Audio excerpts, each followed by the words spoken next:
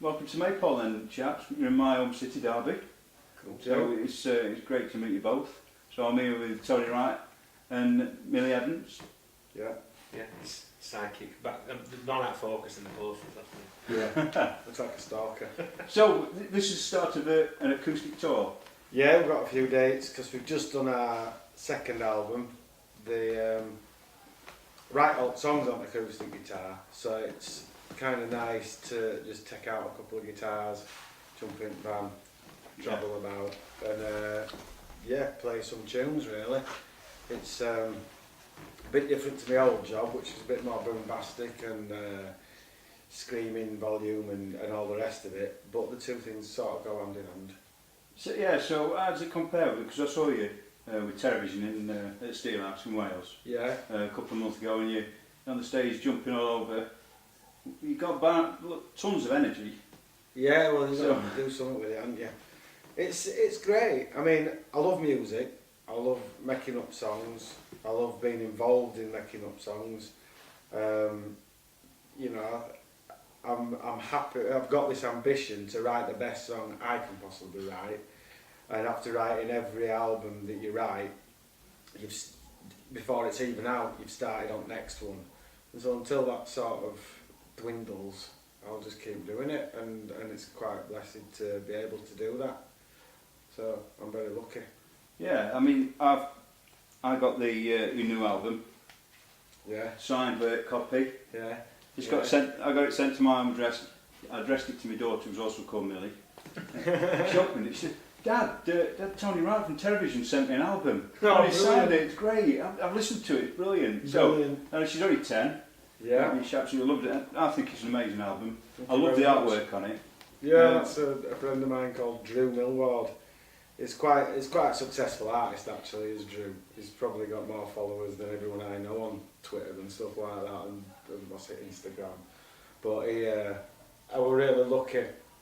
I said to him, I said, I want you to do my album cover, have you got time? He went, yeah, that'd be great. He says, what do you want to put on it? I said, I want to do like a picture of the last year. I said, and last year I made an acoustic album, this year I'm making an electric album. We've done a coast-to-coast tour. Me, Millie, my girlfriend, we all jumped in my old motorhome and drove from one side of the country to the other. We cycled. We cycled. We did a tour of Scotland, took the dog, and I want it to be that journey from, imagine hills being nature and acoustic and like, acoustic kind of thing, coming into the city, which is all electric and pylons and everything, so the cover is that really. It is, yeah, I'm just looking at it. You got your motorhome on there, you got your dog on there, the bike, so yeah, it's great. Yeah, and the city's just over the hill, and the hills are made out of the acoustic guitars and the pylons are made out of electric guitars. And he did us really proud, did Drew, and then went on to doing, I think the next thing he did was Iggy Pop at Albert Hall. Just before that he did Foo Fighters at Barcelona. So he does a lot of, it's good to have a picture by Drew. It's great, and that showcases what a great album it is as well. Because you look at that, it's very artistic, and then you listen to the music, and there's some real cracking tracks on there. I really enjoyed it, yeah. And I was shocked because listened to your other album, so I expect another acoustic one, and then we've got some, like I say, an electric album. Yeah. There's some real heavy tracks on there. There's some pretty wicked tracks on there as well. Yeah, and you can play them all. Lyrics. Yeah, you can play them all with just a guitar, so that you don't have to have the production behind it, because it's about, I don't know, maybe I'm at an age where it's about the song, and the rawness of it is what you get out of acoustic. Yeah. You know, like I always think Neil Young's probably as heavy as Metallica ever was, just with his acoustic guitar, because what he says cuts, and it's something to aim for. You know, it's acoustic music is really powerful. It's really a lot of bands sort of start writing these heavy tunes on heavy guitars, and eventually they'll regress and try and do an acoustic version, won't they? Yeah. And you can see that they've struggled. Oh, like I said, Tony wrote most of these. Well, all of them acoustic, didn't you? Yeah, because that's how. On a guitar I bought when I was 16, like a 12-quid classical guitar. Yeah. And I love it. Did you ever play guitar on television? I did on Fists of Fury, just for fun. I mean, we'd all write together, and I'd have a guitar on my lap, but I like dancing about too much. Yeah, it is great to watch you do your dancing. It's always great. Yeah. You don't get, there's no one watching somebody just stuck behind a microphone as they closing No. their eyes and when we started, away. people didn't know how to take it really. It were like, oh, he's dancing. Shouldn't he just be headbanging? That's what you call it, dancing. I see from behind, it's a different sight to me. You shouldn't be looking. You should be sorry. concentrating on your keyboards. So, anyway, did you get involved in, with Tone? I don't know, I don't know, we just decided we were doing a few acoustic tracks, weren't we? Yeah. And as we were doing it, it would suddenly be, I've got this riff here, and we'd mess about with it. It'd turn into a song, and then we'd mess about with it more. Oh, I've got another song here, so we'd mess about with that. And eventually that's how, we were going through a bit of a crap time at the time, and I think it helped us, didn't it? Just being out on the road and chinwagging and just writing stuff, and that's how first album came along. Yeah. The second album, it was just an extension of that, wasn't it? But I think it wasn't a conscious decision to say, let's turn it all electric. It just, some of it were like, you know what, that riff you've done there on the acoustic, that might sound good on an electric guitar. And it was that way, it wasn't a conscious effort of doing something. Yeah. Him saying, right, I've written an acoustic, it's going to stay that way. We just thought, I wonder what it would be like with some distortion on it. Yeah. We don't know what the next album will be like yet. Well, it's nice that the fans can't know what to expect. So Yeah, we don't know. as long as it's not rapping, I'm not bothered. Oh, shit. It was going to be a classical rap album. So the first song of the last album, Self Portrait, which I heard on your warm up down there, which is, sounded absolutely incredible. Is that a reflection of yourself, or is it? Well, I think there's always a bit of truth in everything, isn't there? There's always a bit. You've got to put a bit of yourself in there. You have to do, but you then have to stand back and not become self-obsessed and just say me all the way through an album. So I think you have to find the parts of you that associate with the world around you and the people that that are in that. Because if you just make it about yourself, then you're only making an album for yourself. Yeah. But if you take those parts of yourself and think, I wonder if anyone else feels this way, or this person makes me think that, and you just widen the options, then it seems to work. Yeah, I don't like songs that say me too much. No. And even if I write one, I'll probably have one now that says it, but it probably isn't from my perspective. I'm probably almost like playing the part of someone else who's singing that song. We have a song on this album called The Blues, and it's about, it's sung from first person about a person who all they've ever wanted to do in their life, their ambition is to be a blues musician, a blues singer, a blues guitarist, and be the best they can. But there's this rule that says you can't be, because they were actually really well-to-do, they were from a really good family. They didn't have a sad backstory, they had a good job. Every time they tried to screw the job up to get sacked, to get promoted, the wife wouldn't leave them and the dog wouldn't die. They were just lucky people. But their ambition, it got them down because they wanted to sing the blues, so they threw everything away. They posted their house keys through the letterbox, they drove off in the car, sold it in Las Vegas, and then started drinking the proceeds, throwing all the money into the cash machines and pulling the handle. And eventually they got down to the last dollar, and they sat in the gutter with a bottle in their hand, and they put the last dollar into the slot, and as they pull the handle like that, they think, tomorrow I have hit rock bottom. Then people will take me seriously as a blues musician, and when they pull the handle it goes to jackpot and they win it all again. And it's that thing. When we were growing up, there was a scene in rock music, and it had to be like, you couldn't come from like a nice place. You had to have like a really bad backstory. You had to have a bottle of Jack Daniels and a photograph. Yeah, and it's like, if you've got a bottle of Jack Daniels and you happen to take your photograph, then that's fair enough. And sometimes that was the case, but other times people pass you it for a photograph, and it's like, well, do you know what? Some of them, when I look at them pictures now, not necessarily us, but of a lot of bands, I think, I wonder if that's tea. Well, I was watching a video of a well-known American rock group from the 80s with a drummer, a notorious drummer, swinging a bottle of Jack Daniels, and that looks decidedly clear. Yeah. To me, yeah. Yeah. Well, I know for a fact I toured a band in Europe, and one of them came in, and we collared them putting cold tea. I just think if you want to drink it, drink it. If you don't want to drink it, then have a bottle of Coke on stage. Yeah, Rock and have some roll. water, yeah. Rock and roll isn't about You're sweating on ticking the stage, boxes. for goodness sake. It ain't about ticking the boxes to become that cliche. Yeah. It's about the reason why you make an acoustic album is because it's not what people are expecting. It's what you think you should be doing. We say that we've got fizzy pop in here, but I mean that's the Yeah, this stuff is like fizzy pop. It is, yeah, it is. Other ciders are available. That's right, yeah. Unless people do want to pay me for sponsoring, yeah, then that's fine, yeah. Yeah, but you like lager, so I like everything. We do for us. So, what's your favourite song off Walnut Dash? Off Walnut Dash. Oh God, it's a hard question, isn't it? I'll let it be whilst he thinks, but the good thing about what we've seen on social media and stuff is that people aren't saying the same song. Yeah, so They're saying, oh, my favourite song. Not everyone's going, oh, that's my favourite song, the rest is rubbish.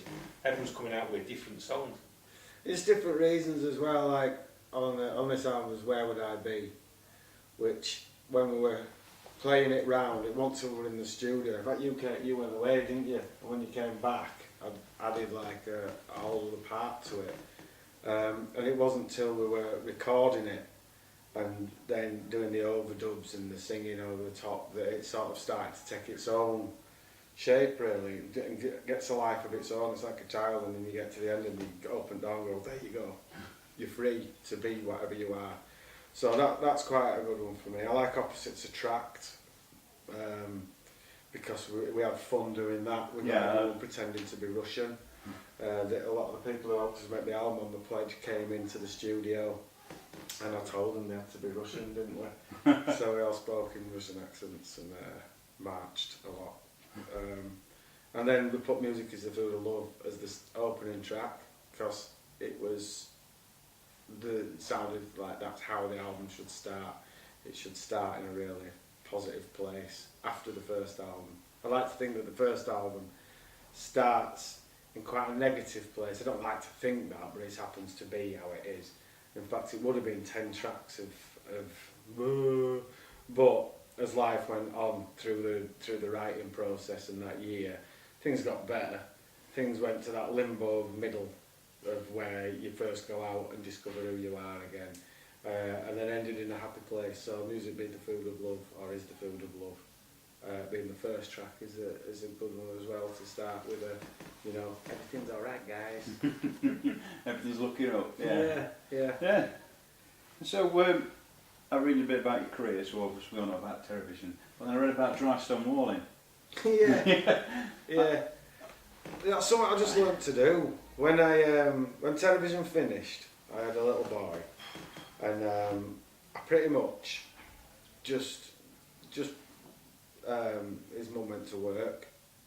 She didn't have to, but she chose to, and so I says, right, I'm going to take him to school. I'm going to take him to karate. I'm going to teach him guitar. I'm going to take him to running club, football club, whatever. Fill his life.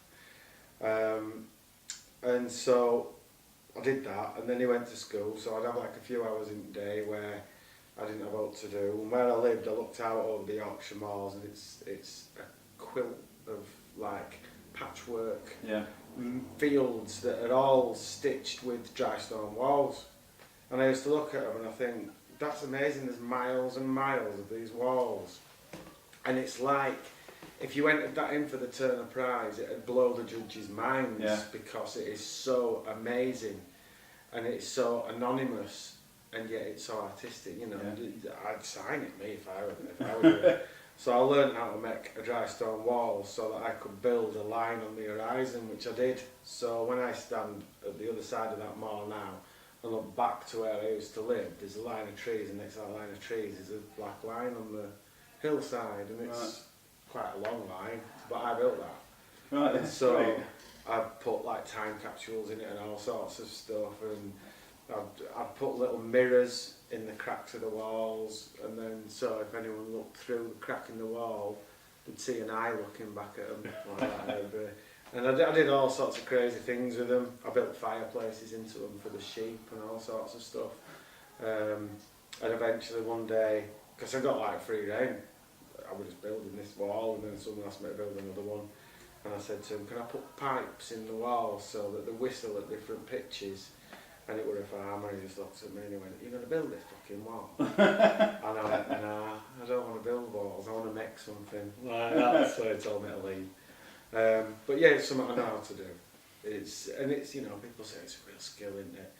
The only skill is getting your head around piling up rocks all day long. I had a stint at it because being a Derbyshire lad, on the Derbyshire Dales, my uncle used to do that. So yeah. I think when I left school, before I got up the first job, I went to help him. Yeah. Yeah. And middles, throughs. Oh, and watch out for adders.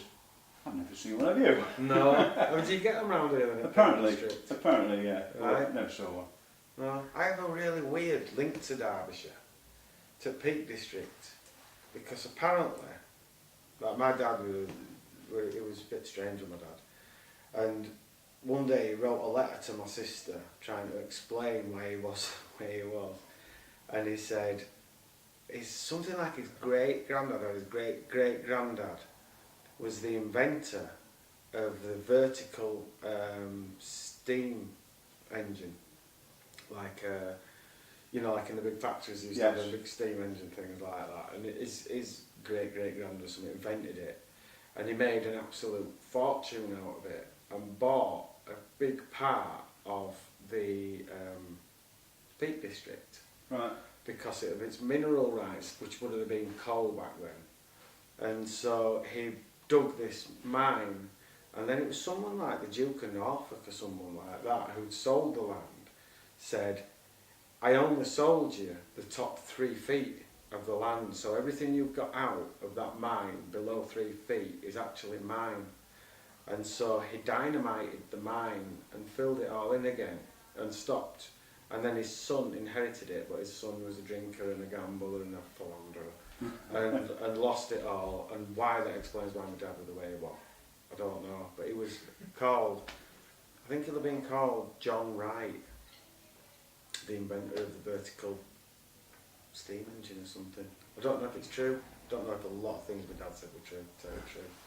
But yeah, that's my link to Derbyshire. Excellent. And I once did a Polaris bike race around the Peak District as well. That's some nasty hills around there, aren't there? Some brilliant ones, aren't there?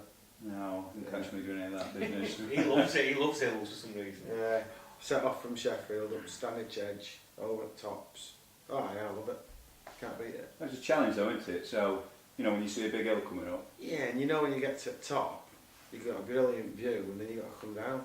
Yeah. Me and Millie, we did Tan Hill, which is the highest pub in England, I think.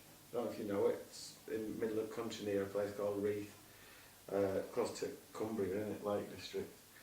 And It was nice, I can it was brilliant. Massive hill like that. So steep that Millie, you know, like you go left to side on bike. Yeah.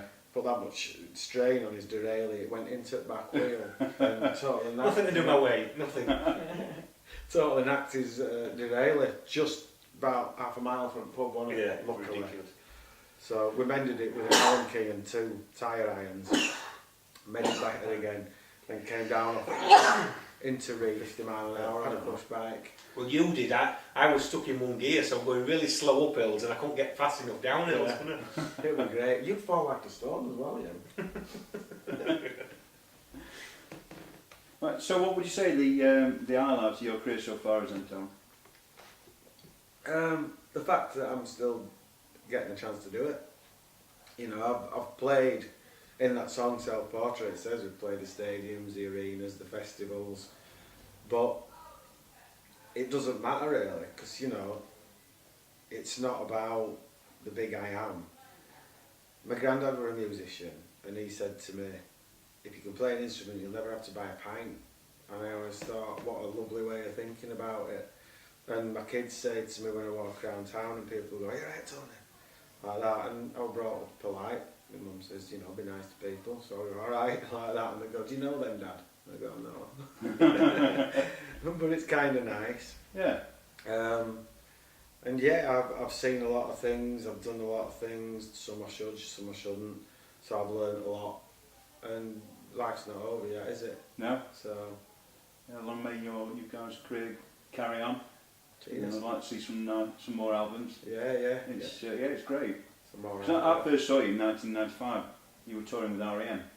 Right. I saw you at Huddersfield. Yeah, that was a one-off gig with that, yeah. Was it, right? Yeah, they had the big lights, didn't they, like 1970s, they did, yes. like dining room lights hanging front ceiling. And I'll be honest, I thought you stole the show. I'm not just saying it because you're here, Yeah. but Beautiful South were on, weren't they? they were, yes, after you, Yeah. if that's right. Yeah. You come on, and I said to my missus, how good are these?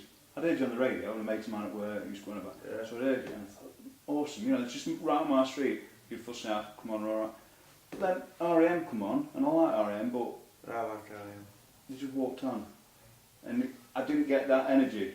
Yeah, Do you know when what we I mean? were playing, Michael Stipe stood at the side of the stage for our set doing that weird dancing that he does. And it was great, and I remember being in the dressing room, which is a stadium obviously, and we were like a new rugby team dressing room. Is it Huddersfield Giants or something that play there? Yeah, Alfred McAlpine Stadium it used to be. Yeah, wasn't it? I know a mate it of was. mine bought his car. I don't think it's called Alfred McAlpine Stadium anymore. I think when they build stuff like that, they Yeah. get it named after him a few years, except for Richard Dunn Sports Centre in Bradford. It's still called Richard Dunn Right. Sports Centre. And yeah, we were in his dressing room and I could hear this like slapping noise like that. What's that? So I stuck my head out at the dressing room and it were all white painted, breeze block walls, and it was Michael Stipe and he was stuck to the wall like that. And then he'd flick round and stick to it with his back, and he'd stick around, like them like things that you throw against a window and they come down like that, but along the wall. And they got to our dressing room and like slapped into the room and went hi, like that. And I had these orange glasses on, and he went, I like your glasses. And I went, I like your glasses. And he went, should we swap? I went, yeah, all right. So he gave me his glasses and I gave him my glasses. And then he went, good of you to play, whatever, and then disappeared. And then he came back later and he says, oh, I've got all my glasses back there, the glasses I've got for all this album and the tour and everything. And you remember he were wearing like some like goggly, like Yeah. motorbike racing glasses or something like that. So I had to swap him back again. But he was lovely. He was just a cool guy, you know, Yeah. no airs and graces. He sold shed loads of albums Yeah. and was normal. And you know, you'd meet people that haven't sold hardly any albums and they've got massive egos. Well, I've noticed that with what I'm doing now, yeah. Right, yeah, yeah. And it's a funny thing, isn't it? Because, yeah, it's a funny thing. It's a funny old world. It is. Well, I'm extremely grateful to you chaps for giving up your time to speak to me, and I best let you get on and prepare for your show tonight. Cheers, thank you. Practice some songs. So I can't wait. Cheers. Thank you very much. Thank you. Cheers. Cheers. Cheers.